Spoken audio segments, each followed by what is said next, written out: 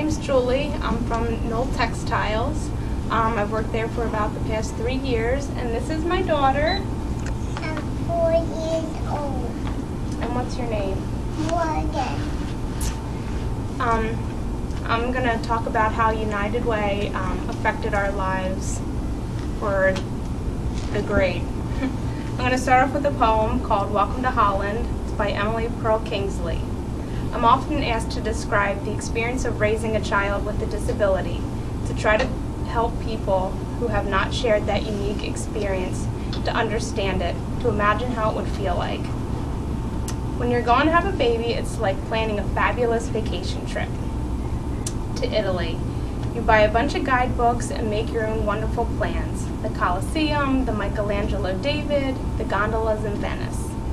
You may even learn some handy phrases in Italian. It's all very exciting. After months of eager anticipation, the day finally arrives. You pack your bags and you're off you go. Several hours later, the plane lands. The stewardess comes in and says, "Welcome to Holland." Holland, you say? What do you mean, Holland? I signed up for Italy. I'm supposed to be in Italy, and all my life I've dreamed of going to Italy. But there's been a change in the flight plan. They've landed in Holland, and there you must stay. The important thing is that they haven't taken you to a horrible, disgusting, filthy place full of pestilence, famine, and disease. It's just a different place.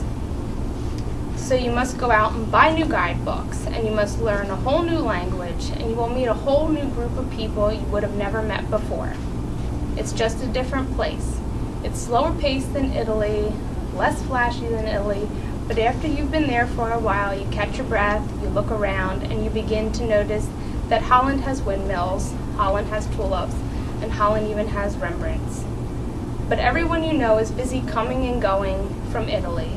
They're all bragging about what a wonderful time they're having, and the rest of your life you will say, yes, that's where I was supposed to go. That's what I had planned. And the pain of that will never, ever, ever go away, because the loss of that dream is a very, very significant loss. But if you spend your life mourning the fact that you didn't go to Italy, you may never be able to be free and enjoy the very special, loving things about Holland. Well, after my plane landed in Holland, the United Way was there to help me up.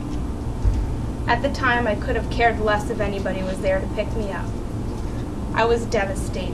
I was grieving the loss of my Morgan's hearing.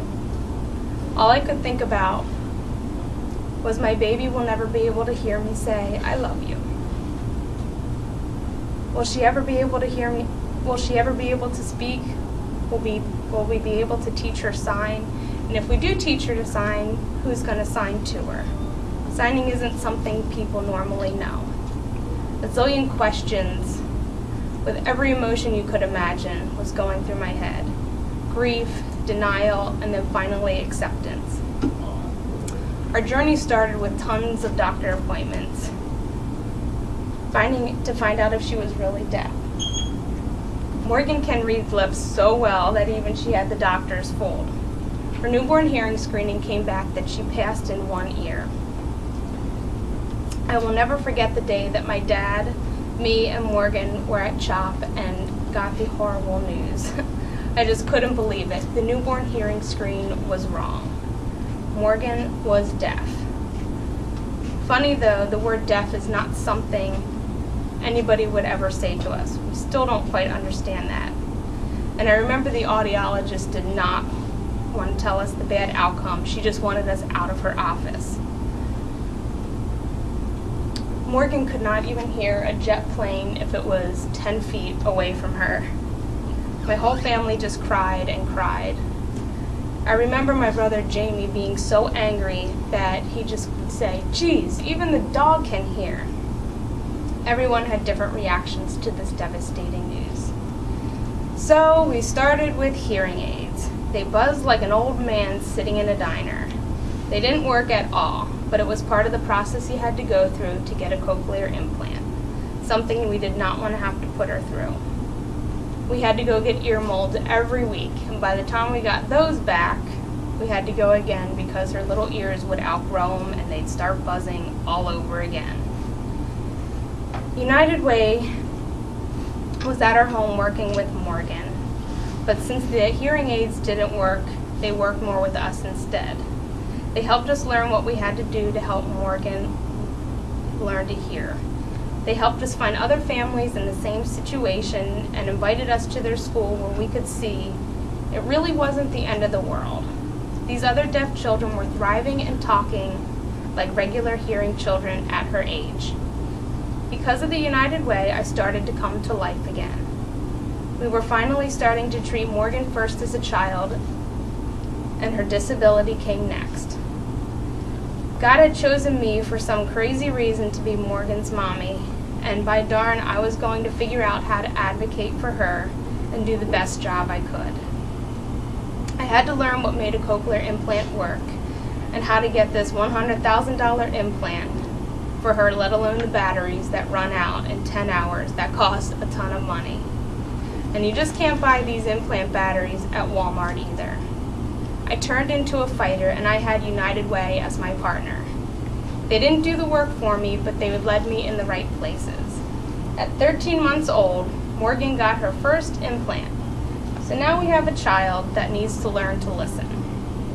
And you just don't get an implant and voila, you can hear, right? It was the beginning of our next step of our journey. We had tons of therapy, didn't we? Yeah. United Way taught us how to teach her, and our home turned into a place of therapy.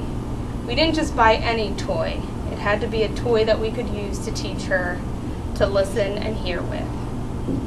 United Way helped us find those right toys. I seriously don't know what I would have done without their help. Morgan wouldn't be the little girl she is today without their involvement in our lives, and because of the people that believe in United Way, Morgan is a regular little girl thriving in a hearing world. Our journey is far from over, but for now we're enjoying our trip to Holland and also all the wonderful people we have met along the way and the friends that we have made, all because of the darn plane landed in the wrong airport.